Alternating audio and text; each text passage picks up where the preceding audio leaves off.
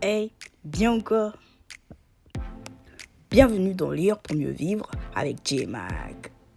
Aujourd'hui, nous allons découvrir ou redécouvrir pour certains un livre plutôt magique qui va vous captiver l'esprit et qui va vous faire penser à vos rêves, à votre destinée et à votre destination.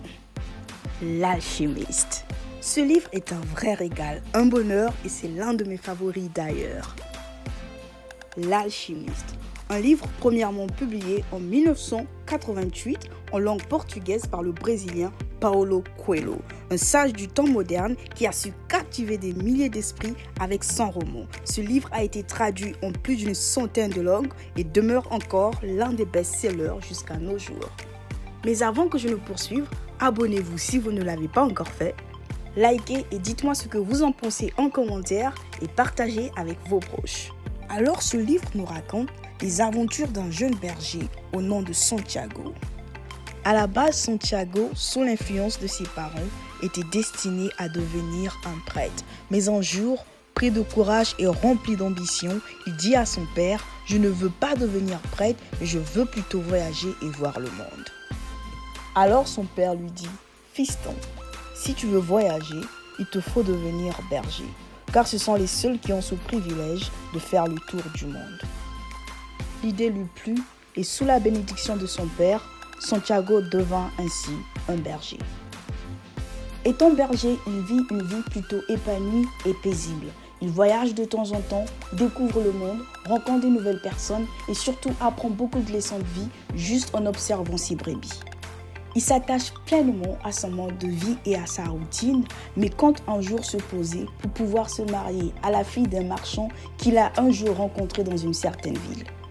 Mais cette envie de pouvoir se poser un jour ne va pas lui rester longtemps à cause d'un rêve étrange qu'il va faire pendant plusieurs nuits. Dans son rêve, il voit un enfant qui lui montre la cachette d'un certain trésor enfoui sous les pieds de la pyramide en Égypte. Et l'enfant lui dit « Si tu viens jusqu'ici, tu verras un trésor. » Il dit « Quoi ? Si tu viens jusqu'ici, tu verras un trésor. » Ce rêve a tellement le troublé pendant des jours qu'il va alors décider d'aller voir une femme gitane pour pouvoir interpréter son rêve. Mais la seule interprétation que la dame trouva à lui dire, c'était d'aller en Égypte car là-bas se trouvait un trésor qui allait le rendre riche. Cette interprétation ne plut pas à notre ami berger, car il n'avait aucune intention d'aller en Égypte. Il décida donc d'ignorer la suggestion de la vieille qui paraissait pour lui d'être une folie. Cependant, il va rencontrer dans la même journée un vieux sage au nom de Melchizedek qui prétend être le roi de Salem, qui va tout de suite lui persuader de vendre ses brebis et d'aller en Égypte à la quête de son trésor. Ce vieux roi sage va lui présenter 2 pierres précieuses pour le motiver à prendre sa décision. Rempli de doutes, d'incertitudes et de peur, Santiago néanmoins devrait prendre une décision, celui de se contenter de sa petite vie de berger ou d'aller en Égypte à la recherche d'un trésor. Et c'est à cet instant que les aventures de Santiago commencent à la quête d'un trésor et d'une nouvelle vie. Pendant sa quête à la chasse au trésor, il va faire la rencontre de plusieurs personnages dont un voleur, un marchand de cristaux, un Anglais, la future femme de sa vie au nom de Fatima, l'alchimiste et beaucoup tant d'autres. Et tous ces personnages vont l'aider à pouvoir découvrir les 4 clés de l'alchimie, qui selon lui sont les signes, l'âme du monde, la légende personnelle et le langage du cœur. Faites attention aux signes. Vous est-il déjà arrivé de voir une occasion se présenter à vous plusieurs fois sous différentes formes ? C'est ce qu'on appelle les signes de la vie. Malheureusement, plusieurs personnes échouent de reconnaître ces signes. Comme le dit une parole dans la Bible, Dieu parle cependant tantôt d'une manière, tantôt d'une autre, et l'on n'y prend point garde. Ces signes souvent apparaissent sous forme de nouvelles opportunités, nouvelles portes, nouvelles connaissances, et d'autres appellent ça même la chance. Et si vous n'êtes pas attentif, vous allez complètement les rater. Si vous avez un rêve, il est sûr et certain que Dieu vous est apparu sous différentes formes pour vous aider à le réaliser. Mais c'est à vous de reconnaître les signes et de poursuivre votre rêve. Soyez sensible aux signes de la vie et observez attentivement ce qui se présente à vous. Les gens qui entrent dans votre vie, les opportunités qui se présentent à vous. Si vous avez toujours voulu voyager, vous allez vous rendre compte que plusieurs occasions de voyage vont se présenter à vous. Si vous avez toujours voulu vous lancer dans le business, vous verrez que plusieurs occasions de business vont se présenter à vous.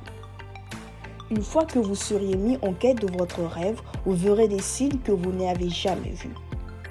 Parce que quand on veut une chose, tout l'univers conspire à nous permettre de réaliser notre rêve.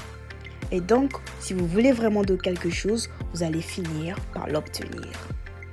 Comme le jeune berger Santiago, n'ayez pas peur de sortir de votre zone de confort pour pouvoir réaliser vos rêves. La vie est imprévisible, le futur est incertain, c'est vrai.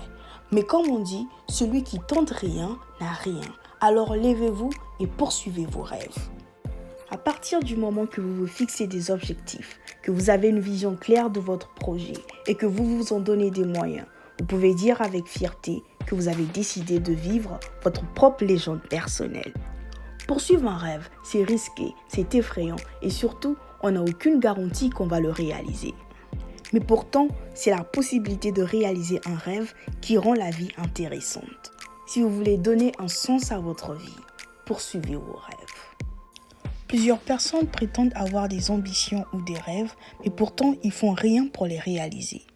C'est beau de dire que vous voulez devenir millionnaire avant 30 ans, mais si vous voulez vraiment arriver, il faut vous mettre au travail. Ne vous attendez pas à ce que des millions vous tombent dessus si vous ne travaillez pas pour ça.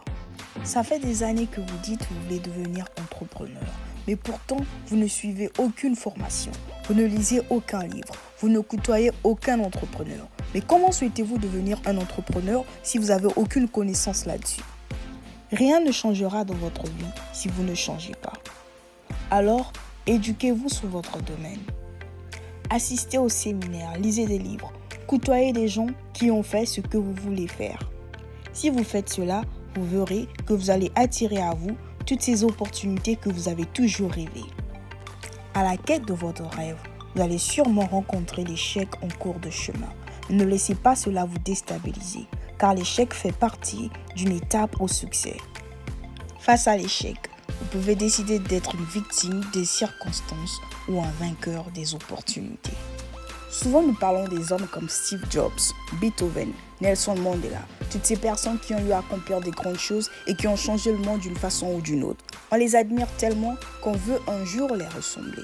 Et ce qu'on oublie de voir, ce sont les obstacles qu'ils ont eu à surmonter avant d'arriver au succès.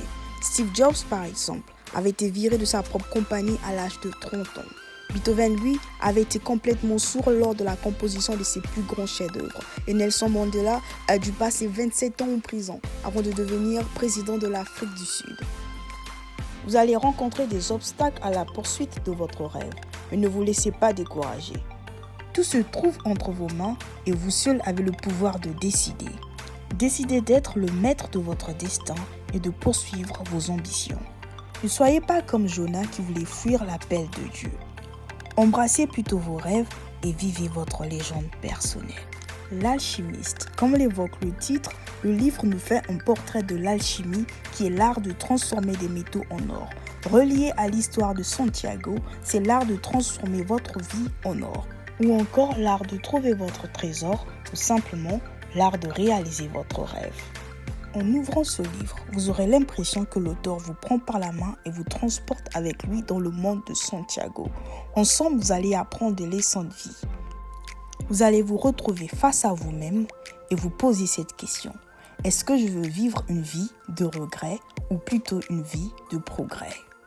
Je vous recommande fortement de lire ce livre car il va stimuler votre imagination et changer votre vie. C'est un livre plutôt facile à lire, d'à peine 163 pages.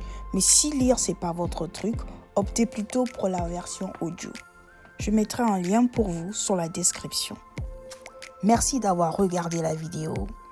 Likez, dites-moi ce que vous en pensez dans les commentaires et partagez avec vos proches. Et on se dit à très bientôt sur DMAC TV.